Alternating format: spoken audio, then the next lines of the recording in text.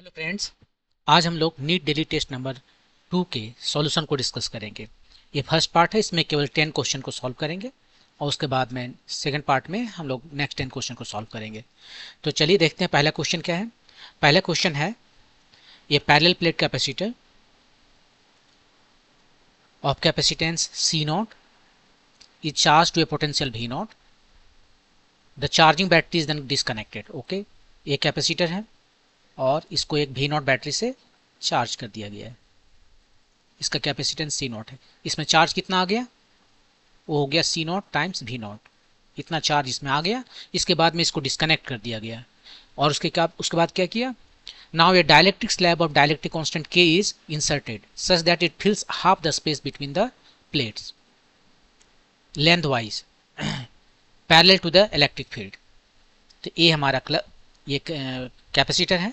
इसमें किस तरह से फिलअप कर रहा है, parallel to the electric field. Electric field इधर है ना, चार्ज इसमें तो इधर आया था,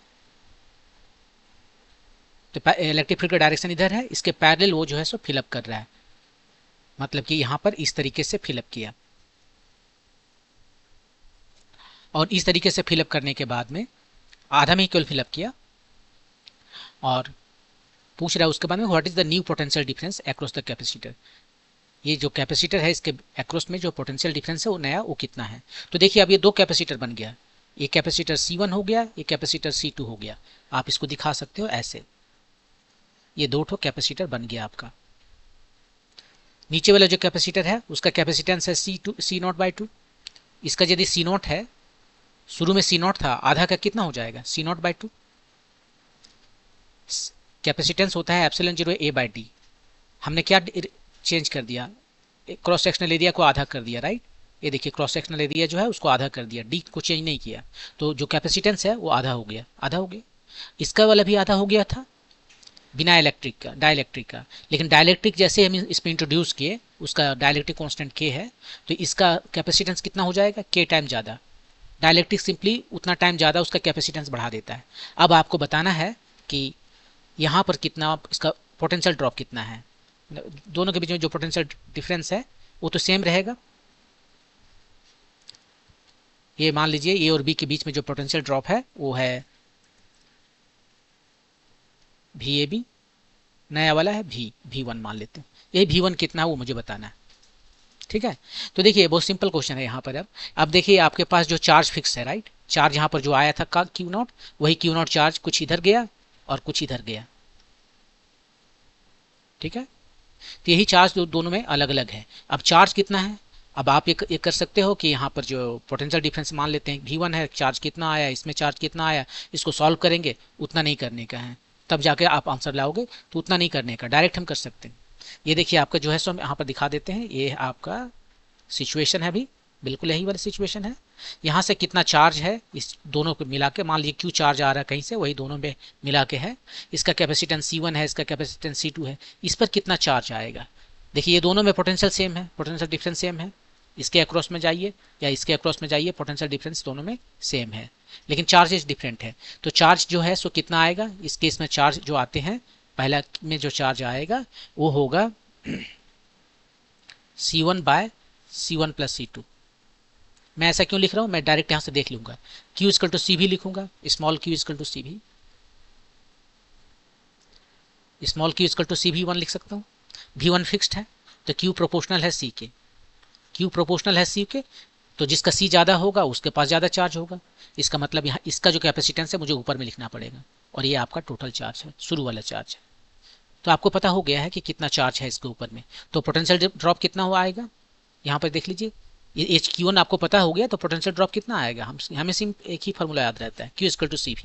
तो V = Q/C, Q1/C। इसका C कितना है, इसमें इसका ले या इसका ले, आप जिसका भी लेना चाहे, इसका लेना है तो इसी का लीजिए। वो है आपका C1 है, राइट। इसको C1 बोल रहे हैं, ये C2 है। तो सिंपली आप जो है सो आप वैल्यू रखिए और आपको आंसर आ जाएगा। तो V1 आ गया, Q1 की जगह पर लिखते हैं C1 / C1 + C2 times Q0, और ये Q1 आया और C1 से डिवाइड कर दिए हैं, C1 खत्म हो गया, ये आपका आया Q0 C1 प्लस C2। और Q0 कितना है, Q0 तो निकाले हुए हैं। हाँ रुक जाइए, थोड़ा सा दिक्कत है यहाँ पर, नहीं ठीक है, Q0 निकाले हुए हैं, C0 V0, C0 V0। और C1 कितना है, C1 देख लीजिए यहाँ पर लिखे हैं, C0/2 का टाइम्स के, C0/2 टाइम्स के प्लस C2 है C0/2। यहाँ से आप जो है ये 2 को ऊपर ले जाएंगे, ये C0 जो है कट जाएगा तीनों जगह से, ऊपर में V0 बचा, नीचे में K प्लस 1 बचा। ये आपका जो है सो V1 पोटेंशियल है, आपने निकाल लिया। 2 times V0 divided by K plus 1, option number 2, ये आपका सही आंसर है। यहाँ पर बस आपको जो कंसेप्ट क्लियर करना है उसमें बस इतना ही जानना है कि दो आपके पास यदि कैपेसिटर है इस तरह से, तो इस कैपेसिटर में क्या फिक्स्ड है, भी जो है सो फिक्स्ड है, राइट। दोनों के एक्रॉस जो भी है वो सेम ही है, इधर या इधर। और Q=C भी हमें पता है। अभी यदि फिक्स है तो Q जो है सो प्रोपोर्शनल है C के, तो हम सिंपली लिख सकते हैं Q1 कितना, ये यदि C1 और C2 है तो हम लिख सकते हैं Q1 डायरेक्टली प्रोपोर्शनल C है तो पहले इसी वाला हम लिख लेंगे, C1 divided by C2, C1 plus C2। और ये यहाँ पर जो कुछ भी इसका, पहले यूनिट देखिए, इसका तो यूनिट खत्म हो गया, यहाँ पर जो चार्ज है ये दोनों प्लेट में मिला के जो चार्ज है Q।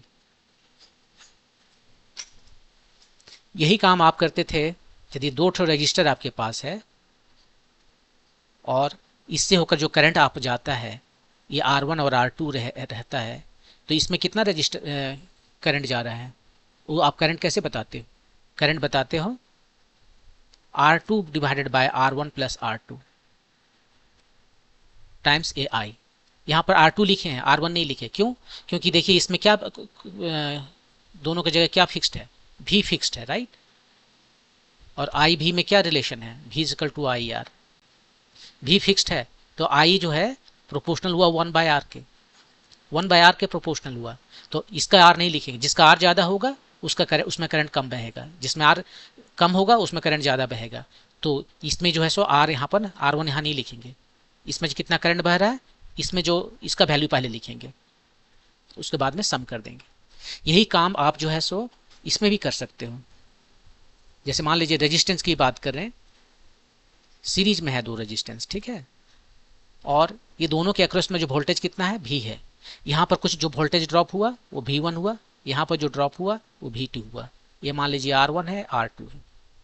V1 कितना होगा, V1 को हम सिंपली सीधे लिख सकते हैं R1 divided by R1 plus R2 times V। अब कहीं पर R1 पहले लिखते हैं, कहीं पर R2 पहले लिखते हैं, ऐसा क्यों होता है, वो बस वही आपको देखना है कि इसमें क्या कांस्टेंट है, इसमें करंट कांस्टेंट है, ठीक है। V=IR लिख सकते हैं, करंट कांस्टेंट है, तो V जो है सो प्रोपोर्शनल हो गया R के, प्रोपोर्शनल हो गया R के, R ज़्यादा होगा तो वोल्टेज ज़्यादा होगा, इसका यदि R ज़्यादा हो गया तो वोल्टेज ज़्यादा हो जाएगा। यदि डायरेक्टली प्रोपोर्शनल है तो यहाँ पर जब हम इसका वोल्टेज लिखते हैं तो इसका वाला रेजिस्टेंस या जो भी कैपेसिटेंस है उसको पहले लिखते हैं और उसको डिवाइड कर देते हैं होल से, दोनों का सम से, और उसके बाद में जिस चीज़ को हम डिस्ट्रीब्यूट कर रहे हैं, यहाँ पर हम क्या डिस्ट्रीब्यूट कर रहे हैं, वोल्टेज, तो वोल्टेज ये दे देते हैं। तो इस तरह से आप कोई भी सवाल आएगा तो charge distribution, current distribution, voltage distribution आप सारे निकाल सकते हैं। ओके, मूव करते हैं नेक्स्ट क्वेश्चन पर। An electric dipole with dipole moment P is placed in a uniform magnetic field E. The work done in rotating the dipole from an orientation where its dipole moment is parallel to the electric field to an orientation where it is perpendicular to the electric field is how much? अब work done जो है ये किसी external agent के द्वारा किया जा रहा है, यदि वो वर्क डन करेगा तो क्या होगा, उसका जो इंटरनल एनर्जी है, उसका एनर्जी जो है पोटेंशियल एनर्जी, उसमें चेंज के बराबर आएगा। और चेंज मतलब final potential energy minus initial potential energy. और किसी भी इलेक्ट्रिक फील्ड में यदि हम डायपोल को रखते हैं तो उसका पोटेंशियल एनर्जी कितना होता है, डायपोल मोमेंट और इलेक्ट्रिक फील्ड का dot product with negative sign. Finally जो है सो इसका यदि हम ऐसे लिखें PE cos theta, right. Final में कितना है, शुरू में पैरेलल है ना, 0 डिग्री एंगल है यहाँ पर, और फाइनली परपेंडिकुलर है, एंगल कितना है, 90 डिग्री है, तो उसको रखिए। फाइनली कितना रखना है, माइनस PE cos 90 डिग्री रखना है फाइनली, माइनस इनिशियली कितना रखना है, माइनस PE cos, दोनों पैरेलल है 0 डिग्री। ये तो खत्म हो गया, माइनस माइनस प्लस PE, यही आपका आंसर आ गया, ऑप्शन नंबर 1। ओके, मूव करते हैं नेक्स्ट क्वेश्चन पे। 2 point charges Q and 2Q are placed at a distance r apart. The electric potential at a point on the line joining them where the electric field is 0. ये देखिए, मान लेते हैं हमारा एक चार्ज यहाँ पर है और एक चार्ज यहाँ पर है, ये स्मॉल q है और ये स्मॉल 2q है। इसके बीच का जो डिस्टेंस है वो r है। बोल रहा है इसके बीच में जिस पॉइंट पर इलेक्ट्रिक फील्ड 0 है वहां पर पोटेंशियल कितना होगा। तो बताइए इलेक्ट्रिक फील्ड इसमें कहाँ पर 0 होगा, इस पूरे लाइन में कहाँ पर 0 हो सकता है। एक तो यहाँ पर 0 हो सकता है, देखिए इसका वैल्यू ज़्यादा है तो बीचों बीच में से ये ज़्यादा डोमिनेटिंग होगा ना, क्योंकि इसका वैल्यू ज़्यादा है तो ये इसका कोर्ट में चला जाएगा। जो टीम ज़्यादा अच्छा खेल रहा है फुटबॉल वो दूसरे टीम की तरफ ज़्यादा टाइम रहता है, इसका देखिए वैल्यू ज़्यादा है तो इसका ये डोमिनेट करेगा इस पर, तो यहाँ पर जाके इलेक्ट्रिक फील्ड इसका 0 होगा। कोई पॉइंट यहाँ पर मान लीजिए वो डिस्टेंस x है, तो ये डिस्टेंस कितना हो गया, ये हो गया r माइनस एक्स। ठीक है, इस P पॉइंट पर। और कहीं पर हो सकता है कि इलेक्ट्रिक फील्ड 0, और किसी भी जगह इलेक्ट्रिक फील्ड 0 नहीं हो सकता। यहाँ पर 0 इसलिए हुआ कि इसके वजह से जो इलेक्ट्रिक फील्ड का डायरेक्शन है वो है इधर, और इसके वजह से जो इलेक्ट्रिक फील्ड का डायरेक्शन है वो है इधर, और ये दोनों का वैल्यू इस जगह पर सेम हो सकता है। यदि हम इस तरफ की बात करें तो दोनों के वजह से इलेक्ट्रिक फील्ड का डायरेक्शन सेम होगा। इधर भी यदि हम बात करें तो दोनों के वजह से इलेक्ट्रिक फील्ड का डायरेक्शन सेम होगा। तो कहीं कहीं भी ये 0 नहीं हो सकता, इस साइड 0 नहीं होगा, इस साइड 0 नहीं होगा, केवल इसके बीच में ही एक पॉइंट होगा, और वो भी मिडिल से टुवर्ड्स स्मॉल चार्ज की ओर होगा पॉइंट, जहाँ पर ये चार्ज ये इलेक्ट्रिक फील्ड 0 होगा। तो इसका वैल्यू पहले निकालते हैं। इलेक्ट्रिक फील्ड Q1 के छोटा के वजह से और इलेक्ट्रिक फील्ड बड़ा के वजह से दोनों सेम है।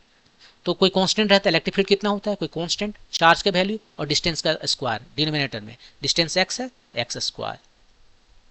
बड़ा चार्ज की वजह से कांस्टेंट चार्ज है 2q, डिस्टेंस कितना है r माइनस एक्स, उसका स्क्वायर। q के खत्म हो गया, अब यहां से आपको आया r minus x by x का होल स्क्वायर, इसको इधर ले गए, ये आ गया 2, तो ये आ गया r by x minus 1 plus minus square root over 2। यहां से आपको आया r is equal to r by x is equal to plus minus square root over 2 plus 1। ठीक है, तो x कितना आया, x आया r divided by plus minus square root over 2 plus 1। तो दो वैल्यू आया, एक वैल्यू आया r by square root over 2 plus 1, और दूसरा आया r by square root over 2 minus में है 1 माइनस स्क्वायर रूट ओवर 2। यदि इसको हम डिनोमिनेटर को रेशनलाइज कर दें तो ये कितना आ जाएगा, ये आ जाएगा r square root over 2 minus 1, और ए वाला आ जाएगा आपका कितना आ जाएगा, रूट 2 माइनस प्लस 1 ऊपर में और नीचे में माइनस 1, इतना आ जाएगा। ये निगेटिव आ गया, ये निगेटिव नहीं पॉसिबल है, क्योंकि हमने पहले ही कहा है निगेटिव कहने का मतलब है वो बोर्ड इस साइड में आएगा, वो नहीं पॉसिबल है, वो हमने देख लिया ऑलरेडी। तो आपका एकमात्र आंसर जो है वो है r square root over 2 minus 1, ये आपका आंसर आंसर नहीं हो गया अभी तक। अभी वो पोजीशन पता चला है जहां पर इलेक्ट्रिक फील्ड 0 है, x का ए वैल्यू आपको पता चल गया। अब वहां पर इलेक्ट्रिक फील्ड पोटेंशियल पूछा है, उस P पॉइंट पर कितना होगा, तो पोटेंशियल कैसे निकालते हैं, k दोनों का पोटेंशियल एक स्केलर क्वांटिटी है और दोनों के वजह से निकाल के यहाँ पर हम जोड़ देंगे, उसमें वेक्टर वगैरह कुछ नहीं देखना है।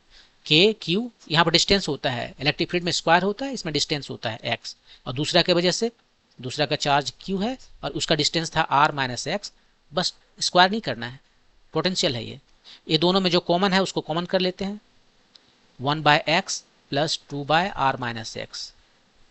ठीक है, आप यहाँ पर वैल्यू रख दीजिए, 1 बाय एक्स का वैल्यू रखिए, 1 बाय एक्स का वैल्यू तो यहाँ से आया हुआ था ना, हम तो बेकार में परेशान हो रहे थे। 1 बाय एक्स का वैल्यू, ये तो आर के टर्म में नहीं आया था। एनीवे आप यहाँ से लिख सकते हो या यहाँ से लिख सकते हो। एक्स देख लीजिए कितना है, एक्स है r square root over 2 minus 1 plus 2 by r minus x, x की जगह पर ये वाला वैल्यू लिखना है, r square root over 2 minus minus plus 1।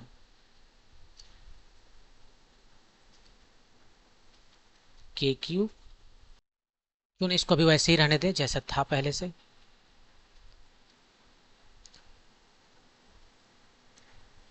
Are का वैल्यू आर माइनस एक्स का वैल्यू ये वाला रखना होगा, right. R minus r root two plus one, वो यही तो है, ठीक है। और यहाँ पर कितना आ गया आप देख लीजिए, r square root over two minus one plus two, ये कितना आ गया, आर माइनस एक्स कितना होगा, आर माइनस एक्स, एक्स कितना हुआ, ठीक है। तो यहाँ पर आ गया आपका, आर को कॉमन कर लिए इधर, तो one minus square root over two minus one, ये तो खत्म हो गया। के क्यू बाय आर इधर ले लिए, इसको रेशनलाइज कर रहे हैं डिनोमिनेटर को, तो ये simply root over two plus one आएगा, नीचे में वन आ जाएगा। और यहाँ पर देखिए आपका टू है, और यहाँ पर कितना आ गया आपका, आर तो बाहर ही जा चुका है, ये माइनस रूट टू है, केवल माइनस रूट टू है। यहाँ पर थोड़ा सा प्रॉब्लम है, यहाँ पर रूट माइनस वन है और हमने इसको प्लस यहाँ लिखा है, देखिए इस वजह से प्रॉब्लम कर रहा है, माइनस है, तो ये माइनस माइनस प्लस हो जाएगा और ये कटेगा नहीं।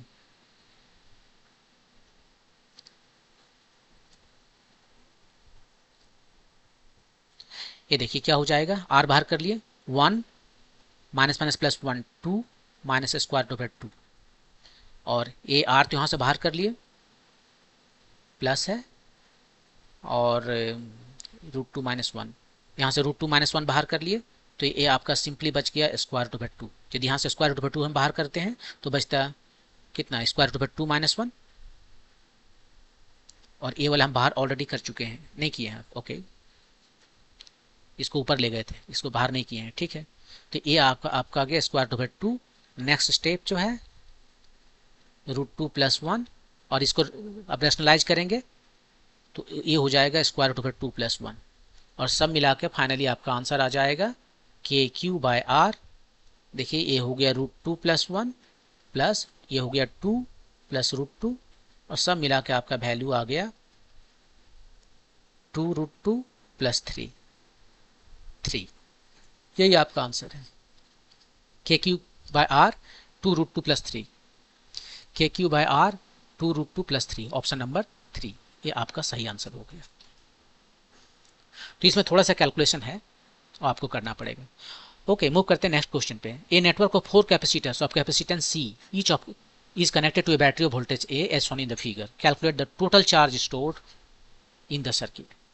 चारों जो है सो आइडेंटिकल है, भी से कनेक्टेड है, टोटल चार्ज कितना स्टोर किया है, सिमेट्री से जो है कुछ चार्ज इसने स्टोर किया है, Q by four, Q by four ये किया है, क्यू बाय फोर ये किया है, क्यू बाय फोर ये किया है। हम इसको बना, सबसे आसान तरीका बनाने का है कि ये चारों को हटा के हम एक इक्विवेलेंट कैपेसिटेंस लगा देते हैं उसी बैटरी के साथ। इक्विवेलेंट कैपेसिटेंस का मतलब ही है कि ये बैटरी से उतना ही चार्ज ड्रॉ करेगा जितना ये सब मिलकर ड्रॉ कर रहा है। तो ये अब यहाँ से देखिए इसका कि इक्विवेलेंट कैपेसिटेंस क्या होगा। तो यहाँ पर आप देख सकते हो कि ये दोनों सीरीज में हैं, और सीरीज में यदि आइडेंटिकल कैपेसिटर होते हैं तो वो हाफ हो जाता है। ये बैटरी रहा आपका, ये हाफ हो गया, ये भी हाफ हो गया, दोनों आइडेंटिकल है, सीरीज में रहने से हाफ हो जाता है, और ये दोनों पैरेलल में रहने पर सम अप हो जाता है। तो सी बाय टू और सी बाय टू का सम अप कर दिए तो ये सी आ गए, और वोल्टेज तो यहाँ भी है। तो अब चार्ज कितना, हमें कैपेसिटर में फार्मूला पता याद रखना है, Q इक्वल टू सी भी, तो इस पर चार्ज कितना आएगा, जो इसके अक्रॉस में वोल्टेज है टाइम्स इसका कैपेसिटेंस, कैपेसिटेंस सी है और वोल्टेज भी है, तो यही चार्ज जो है सो स्टोर्ड हो गया इस कैपेसिटर पर, इक्विवेलेंट कैपेसिटर पर। इसका मतलब है इतना ही चार्ज बैटरी से ड्रॉ किया और वही चार्ज यहाँ पर डिस्ट्रीब्यूट हो गया है। अब यहाँ पर कर सकते हो कि ये सी भी का 1/4 इस पर है, 1/4 इस पर है, 1/4 इस पर है, 1/4 इस पर है, और आपका आंसर हो गया सी भी, ऑप्शन नंबर 1। ओके, मूव करते हैं नेक्स्ट क्वेश्चन पे। नेक्स्ट क्वेश्चन है कि हॉलो मेटल स्फीयर, एक मेटल स्फीयर है, ये हॉलो है, अंदर में खाली है, इसका रेडियस है r, और इस पर चार्ज दे दिया गया है, मेटल है, जितना भी चार्ज आप दोगे सभी सरफेस पे आ जाएगा। आप यदि अंदर में बैठ भी जाओगे आपको शॉक नहीं लगेगा, क्योंकि ये सारे के सारे चार्ज ऊपर में रहेगा। यही फैराडे केज भी है, फैराडे केज कहा जाता है, लोग जाके बैठते थे इसके अंदर में, बहुत ज़्यादा करंट भी लगा दो कुछ नहीं होता है। The electric potential at a distance r from the center where r is smaller than r, capital R, मतलब यहाँ पर बोल रहा है कहीं पर जो है इस जगह पर बताइए कि कितना यहाँ पर जो है सो पोटेंशियल कितना है। इलेक्ट्रिक फील्ड बोलता है तो तुरंत जीरो कहते हैं, वही फैराडे केज, इलेक्ट्रिक फील्ड नहीं है अंदर में इसलिए तो शॉक नहीं लगेगा कोई। तो पोटेंशियल कितना है, पोटेंशियल कुछ फाइनाइट होगा, हर जगह सेम होगा, यहाँ पर यहाँ पर यहाँ पर हर जगह सेम होगा पोटेंशियल, क्योंकि इलेक्ट्रिक फील्ड हर जगह जीरो है। इलेक्ट्रिक फील्ड जीरो है मतलब कि इलेक्ट्रिक फील्ड होता ही है variation of minus d v by d r, variation of भी with respect to distance displacement, तो वो जीरो हो गया। तो मतलब भी कांस्टेंट है, लेकिन है कितना कांस्टेंट, हर जगह सेम सेम सेम सेम। इस यहाँ पर जो है वही हर जगह हो जाएगा, क्योंकि सडनली तो जंप नहीं करेगा ना, यहाँ पर कुछ होगा यहाँ चेंज करके नहीं, जो इसका सरफेस पे होता है वही होता है, और भी हो जाएगा भी जो उसका सरफेस पे है। और सरफेस पे कितना होता है, सरफेस पे होता है कांस्टेंट टाइम्स उस पर जो चार्ज है डिवाइडेड बाय उसका रेडियस, यही होता है। और ये कांस्टेंट यहाँ पर है 1/4 pi epsilon not q by r हो गया, क्यू बाय आर यहाँ पर। आपका ऑप्शन नंबर हो गया ए, ऑप्शन नंबर 2। तो ये तो काफ़ी आसान था, आपको याद रखना है कि यहाँ पर जो पोटेंशियल होता है वो कैसे चेंज करता है। ये जो होलोस्फीयर है उसके लिए जब तक रेडियस उसका नहीं आ जाता, ये आर है, रेडियस नहीं आ जाता तब तक एकदम कांस्टेंट है, और वो कांस्टेंट का वैल्यू वो जो उसका सरफेस पे है उसी के बराबर रहता है, और उसके बाद 1/r में जाता है, धीरे से जाता है प्रोपोर्शनल टू 1/r। ये आपका पोटेंशियल। ऐसा ही पोटेंशियल आपने ग्रेविटेशन में भी देखा होगा। एक्चुअली ग्रेविटेशन में जो कुछ भी चलता है इलेक्ट्रिक फील्ड में भी वही चलता है, फर्क बस इतना है कि मास दो तरह के नहीं होते हैं, नेगेटिव पॉजिटिव, चार्ज दो तरह के होते हैं, इसलिए यहाँ पर अट्रैक्टिव और रिपल्सिव दोनों फोर्सेस मिलते हैं, जबकि ग्रेविटेशन में केवल अट्रैक्टिव फोर्सेस मिलते हैं। ओके, मूव करते हैं नेक्स्ट क्वेश्चन पे। ये uniform electric field of 200 newton per coulomb exist in the positive x direction. Okay, इस डायरेक्शन में है electric field. If a charge of 2 micro coulomb is moved from origin to the point 3 m4m, ये charge है, origin है, और इसको ले गया यहाँ पर, ये पॉइंट है 3-4 मीटर में सब कुछ है, इसको उठा के यहाँ ले गया, पोजीशन, ये डिस्प्लेसमेंट वेक्टर हो गया। तो वर्क डन कितना होगा by electric field, electric field कितना वर्क डन किया, work done by electric field, electric field force किधर लगा रहा है, इलेक्ट्रिक फील्ड इधर है एक्स एक्सिस की तरफ, तो फोर्स भी उधर ही लगाएगा। तो वर्क डन क्या होता है, force time displacement along force, displacement along force direction में। तो इस डायरेक्शन में जो है एक्स एक्सिस तरफ है, अरे एक्स एक्सिस तरफ इसका डिस्प्लेसमेंट कितना है, यहाँ से यहाँ तक गया वो तो ठीक है, लेकिन इसको हम यदि रिजॉल्व करें तो दो कंपोनेंट आता है, एक्स में आता है 3 और वाई में आता है 4। और वर्क डन कितना होता है, वर्क डन होता है force time displacement along force direction. अब फोर्स यहाँ पर कितना है, चार्ज क्यू है, ई इलेक्ट्रिक फील्ड ई है और चार्ज क्यू है, तो फोर्स हो गया क्यू ई। और डिस्प्लेसमेंट कितना है वो तो 3 दिख रहा है यहाँ पर, सब ऐसा यूनिट में, क्यू का वैल्यू रखिए 200 न्यूटन, यूनिट नहीं लिख रहे हैं, 200 और टाइम्स ई इलेक्ट्रिक फील्ड दिया हुआ है, वो इलेक्ट्रिक फील्ड ही 200 है, और चार्ज दिया हुआ 2 माइक्रो कूलम, इसको हम उलट कर लिख देते हैं 2 माइक्रो कूलम, ठीक है, और इलेक्ट्रिक फील्ड है 200 और ये है 3। आप मल्टीप्लाई कीजिए 112 टाइम्स 10⁻⁻4, इसको 10 से डिवाइड कर देते हैं 1.2, तो ये हो जाता है 10⁻³ और 10⁻³ को मिली कहते हैं, ये जूल में चल रहा है, तो 1.2 मिली जूल, वो भी प्लस आया है देख लीजिए, यही आपका आंसर है 1.2 milli joule, option number 2। Okay, move करते हैं नेक्स्ट क्वेश्चन पे। 3 point charges Q1, Q2, Q3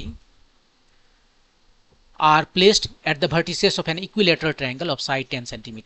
एक इक्विलेटरल ट्रायंगल बनाते हैं, ये आपका इक्विलेटरल ट्रायंगल हो गया। यहाँ पर चार्ज है Q1, Q2, Q3, वैल्यू सबका दिया हुआ है, ये 1 माइक्रो कूलम है, ये 2 माइक्रो कूलम है माइनस साइन, ये 3 माइक्रो कूलम है प्लस साइन। पूछा क्या है, the electrostatic potential energy of the system क्या है। ये पोटेंशियल एनर्जी का जो सिस्टम का पोटेंशियल एनर्जी है वो कितना होता है, वो होता है constant times Q1 Q2 bye R1 R2, ये वाला जो डिस्टेंस है R1 2 Q2 Q3 जितना पेयर बनेगा सब पेयर बना लीजिए और उसके डिस्टेंस जो है उस दोनों के बीच में उसको लिख दीजिए।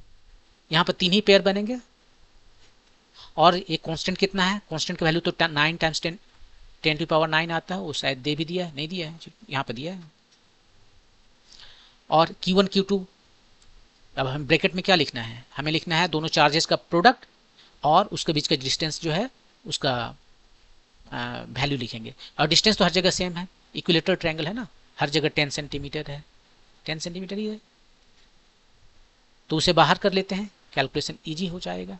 बाहर कर लिए 10 सेंटीमीटर को हम 10 टाइम्स 10⁻⁻2 लिख सकते हैं या 0.1 लिख सकते थे। अब सीधे हमें चार्ज को प्रोडक्ट लिखना है, ठीक है। और देखिए ये चार्ज क्या है, माइक्रोकुलम में। अब 2 माइक्रोकुलम को यदि मल्टीप्लाई करेंगे तो माइक्रोकुलम ऐसा कोई नहीं लिखता है, ये पिको हो गया, पिकोकुलम न माइक्रोकुलम टाइम्स माइक्रोकुलम, ये पिकोकुलम आ गया। 10⁻⁻6 टाइम्स 10⁻6 10⁻12 जिसको पिको कहते हैं। तो 10⁻12 को हम बाहर रखते हैं और एक पिको को। अब ये केवल जो नंबर है उसे मुझे मल्टीप्लाई करना, 1 times 2 with sign -2, -2 times 3 -6, 3 times 1 +3। इसको सिंप्लीफाई कीजिए और आपका आंसर ये देखिए कितना आ गया, ये आपका आ गया 10⁻⁻9 ये 10 हो गया ऊपर में ये दोनों मिला के, और यहाँ पर आपका आ गया 6 2 8 3 -5 और इधर आपका 10⁻⁻12, तो ये आ गया -45 टाइम्स 10⁻⁻2, इसका मतलब -0.45 इतना जूल। ये आपका आंसर ऑप्शन नंबर 3। तो इसमें एनर्जी जो निकालने के लिए बोला तो energy simply product of charges divided by distance, वो दोनों चार्जेस के बीच का जो डिस्टेंस है वो होता है, मल्टीप्लाई करना पड़ेगा कांस्टेंट से और कुछ नहीं। और जितने पेयर बनते हैं उस सबको ऐड करना पड़ेगा। यदि क्वाड्रिलेटरल होता तो 4 हमारे पास पेयर बनते हैं, क्या 4 बनते हैं, 4C3 बनते हैं, 4C2 4 factorial by 2 factorial by 2 factorial, so 4 times 3 6 बनते हैं, 6 बनते हैं उसमें। यहाँ पर तो केवल 3 बने, उसमें 6 बनते, सभी 6 लेना पड़ता। ओके, मूव करते हैं नेक्स्ट क्वेश्चन पे। An electron is accelerated from rest through a potential difference of भी। ए पॉइंट से बी पॉइंट पर इलेक्ट्रॉन को ले जाया गया है, इलेक्ट्रॉन नेगेटिव चार्ज है, ठीक है। और ए से बी तक जो है उसका पोटेंशियल डिफरेंस कितना है, भी है। ये हायर पोटेंशियल पर है और ये लोअर पोटेंशियल पर है।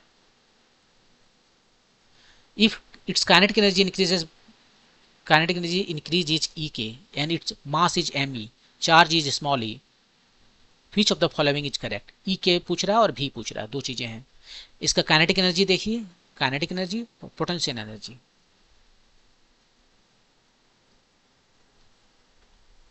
पोटेंशियल एनर्जी के बारे में तो क्वेश्चन में लिखा भी नहीं है, वो बोल रहा है ई के बाय स्क्वायर होगा 2 के बाय एम ई होगा वगैरह वगैरह। तो देखिए यहाँ पर सबसे पहले इसको हम रूल आउट करते हैं। ये क्या करके रखा है, ये जो आप देख रहे हो ये डायमेंशनली गलत है। पूछोगे कैसे, ये देखिए ये जो एनर्जी है ये क्या है, एनर्जी है, और ये क्या है, ये पोटेंशियल है। और यदि पोटेंशियल नहीं है, ये भी वेलोसिटी है, नहीं भी पोटेंशियल डिफरेंस है, ओके पोटेंशियल है। तो पोटेंशियल आप वर्क डन कितना होता है, Q टाइम्स भी, मैंने क्यू भी का जो एनर्जी है यूनिट है वो क्या है, एनर्जी का है। तो यहाँ पर एक ई और भी मिलकर एनर्जी बन गया, और ये अकेले यहाँ पर ई के बचा हुआ, एक नीचे ई बच गया, तो डायमेंशनली गलत हो गया। इसका हाल क्या है, इसको जो एनर्जी बनाना है तो मास से मल्टीप्लाई करने पर तो एनर्जी नहीं बनेगा, चार्ज से मल्टीप्लाई करने पर ही एनर्जी बनता है। तो ये डायमेंशनली ये भी गलत है, ठीक है। और डायमेंशनली ये भी गलत है।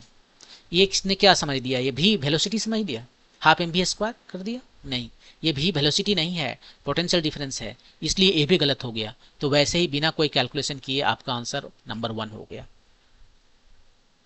लेकिन आगे यहाँ पर हम आपको बता देते हैं फिर भी कि कैसे होता है। वैसे आपको पता ही होगा कि यदि इतना पोटेंशियल डिफरेंस में हम भी पोटेंशियल डिफरेंस में यदि हम किसी इलेक्ट्रॉन को ले जाते हैं तो जो इसका एनर्जी बढ़ेगा, काइनेटिक एनर्जी, वो होता है electron volt, 1 electron volt, 1 electron volt. वही यहाँ पर लिखा हुआ है इसका काइनेटिक एनर्जी 1 इलेक्ट्रॉन वोल्ट। कैसे होता है देख लीजिए थोड़ा सा। अब जो कोई भी इस पर काम करेगा, वर्क डन करेगा, कोई एक्सटर्नल एजेंट, क्यों? क्योंकि ये निगेटिव चार्ज है, इस पर फोर्स किधर लगेगा? ये हायर पोटेंशियल है, लोअर पोटेंशियल है, मतलब electric field higher to lower potential की ओर है। कोई भी चीज अपने आप higher potential to lower potential की ओर जाती है, या हायर प्रेशर से लोअर प्रेशर की ओर जाती है। हवा हायर प्रेशर से लो प्रेशर की ओर बहती है, करंट हाई वोल्टेज से लो वोल्टेज की ओर जाती है। हाई वोल्टेज नहीं कहते हैं उसको, उसको पोटेंशियल कहते हैं। हाई पोटेंशियल से लो पोटेंशियल की ओर जाती है, पोटेंशियल में जो डिफरेंस है उसको हम वोल्टेज कहते हैं। तो इस पर ये निगेटिव चार्ज होने की वजह से फोर्स इस पर किधर लगेगा? फोर्स लेफ्ट में लगेगा, और इसको जाना है राइट में, तो कोई ना कोई तो ले जा रहा होगा, जबरदस्ती ले जा रहा है, इस इलेक्ट्रिक फील्ड के अगेंस्ट ले जा रहा है, नहीं इलेक्ट्रिक फोर्स के अगेंस्ट ले जा रहा है। तो जो भी ये काम करेगा वो क्या हो जाएगा? वर्क एनर्जी थ्योरम से चेंज इन काइनेटिक एनर्जी। और काइनेटिक एनर्जी में चेंज कितना है? 0। अब इस पर दो काम हो रहे हैं actually. Work done by all forces लिखना पड़ेगा। जब हम वर्क एनर्जी थ्योरम लगाते हैं तो कहते हैं work done by all forces. तो एक है work done by electric external agent, और दूसरा है work done by electric field, वो 0 हुआ। एक्सटर्नल एजेंट ने कितना काम किया?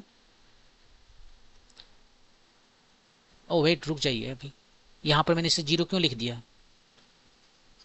ये तो गलत लिख दिया ना। Kinetic energy final minus kinetic energy initial, जो कि 0 है, तो ये काइनेटिक एनर्जी फाइनल आ गया, जो वर्क डन करेगा एक्सटर्नल एजेंट। इसे हटा देते हैं।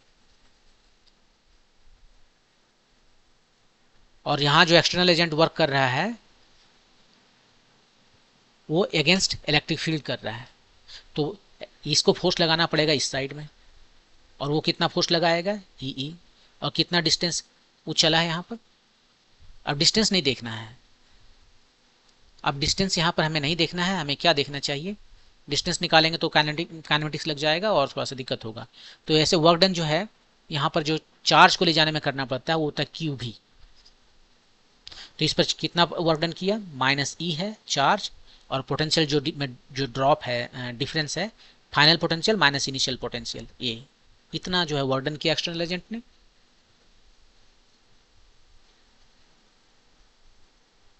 और यही इसका चेंज इन काइनेटिक एनर्जी हुआ। अब यहाँ पर हम इसको लिख सकते हैं E टाइम्स भी ए माइनस भी बी इजकल टू के एफ, और E टाइम्स ए भी ए माइनस भी बी जो है सो हमारा भी है, यही हो गया आपका काइनेटिक एनर्जी। ये आपका काइनेटिक एनर्जी है, जिसको आप चाहो तो लिख सकते हो हाफ एम स्मॉल भी स्क्वायर, कैपिटल नहीं। यही आपका एनर्जी है, काइनेटिक एनर्जी। ओके, मूव करते हैं नेक्स्ट क्वेश्चन पे। ये 6 ohm resistor is connected in series with a parallel combination of two resistors 10 ohm and 15 ohm। ये 6 ओम का रजिस्टर है, इसको 10 ओम और 15 ओम के रजिस्टर के साथ में क्या कर दिया गया? कनेक्ट कर दिया गया है। और इस पूरा कनेक्शन को एक बैटरी के साथ में कनेक्ट किया हुआ है, वह 12 वोल्ट का। ये 6 ओम, ये है 10 ओम, ये है 15 ओम। क्वेश्चन क्या है? The current flowing through the 10 ohm resistor, ये I1 जो करंट है वो कितना है? इसमें मान लेते हैं आई करंट। सबसे पहले पता करते हैं ये आई करंट कितना है। तो ऐसा करते हैं, इसके बदले में, सब तीनों के बदले में एक इक्विवेलेंट रेजिस्टेंस निकाल लेते हैं, और यदि हम उसे निकाल लें तो हमें करंट तुरंत पता चल जाएगा कि इस सर्किट में कितना करंट बह रहा है थ्रू बैटरी। ये 12 वोल्ट है। देखिए 6 ओम ये तो सीरीज में है, और ये दोनों के बदले में कितना आ जाएगा? ये दोनों के बदले में जो है आपका आ जाएगा, दोनों पैरेलल में है, तो दो रजिस्टर पैरेलल में है, तो क्या करते हैं? उसका प्रोडक्ट डिवाइडेड बाय सम। तो प्रोडक्ट है 10, 6 क्यों लिख रहा हूं मैं, 10 टाइम्स 15 डिवाइडेड बाय उसका सम, ये, और इधर से 6 है। अब ये दोनों सीरीज में है तो ऐड कर देंगे, ये कितना आ गया? 150 डिवाइडेड बाय 25, ये भी 6 हुआ, सब मिलाकर 12 ओम आया, 12 ओम आया। तो ये जो करंट आई है वो कितना हो जाएगा? बैटरी का जो वोल्टेज है divided by 12, so 1 ampere current आ रहा है। ये आपका 1 एम्पियर करंट हो गया। अब ये I1 कितना होगा? अब यहाँ पर current distribution in parallel circuit में है, पैरेलल रजिस्टर में है। उसके लिए आपको फार्मूला कुछ देर पहले ही बताए थे कि उसमें क्या है कि करंट जो हम देखते हैं तो पहले इसका रेजिस्टेंस नहीं लेते हैं, इसका लेते हैं 15 डिवाइडेड बाय सम, 15 + 10, और यही करंट को तो डिस्ट्रीब्यूट कर रहा है ना आई को। ये 15 डिवाइडेड बाय 25 और I कितना है, I 1 एम्पियर है, 3/5 सो 0.6 एम्पियर ये करंट फ्लो कर रहा है इसमें, और बाकी 0.4 है सो इसमें कर रहा है 0.6 एम्पियर। Option number 2।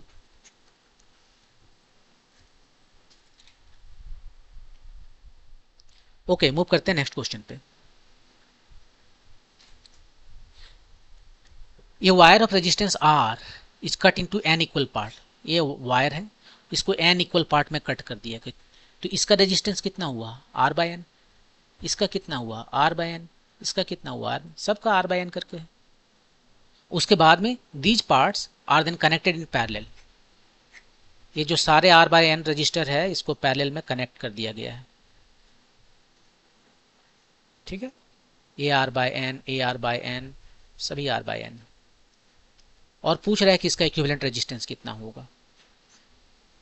अब पैरेलल में यदि ये सारे देखिए आइडेंटिकल हैं, सभी सेम रहते हैं, यदि सभी सेम रहते हैं तो उसका इक्विवेलेंट रेजिस्टेंस कितना होता है। एक तो रेजिस्टेंस पकड़िए और जितना है, ये कितना है, एन है ना, एन रजिस्टर्स है, जितना रजिस्टर्स है उससे हम डिवाइड कर देते हैं। और एक का रेजिस्टेंस कितना है, एक का रेजिस्टेंस है आर बाय एन, उसको एन से डिवाइड कर दिए तो हमें मिल गया R by N square. R equivalent हमें मिला आर बाय एन स्क्वायर, जो कि आपका ऑप्शन नंबर 3 है। यही आपका आंसर है। तो ये था first part of NEET daily 20 test number 2 का सॉल्यूशन। नेक्स्ट वीडियो में हम बाकी 10 सवाल को सॉल्व करेंगे। Thank you.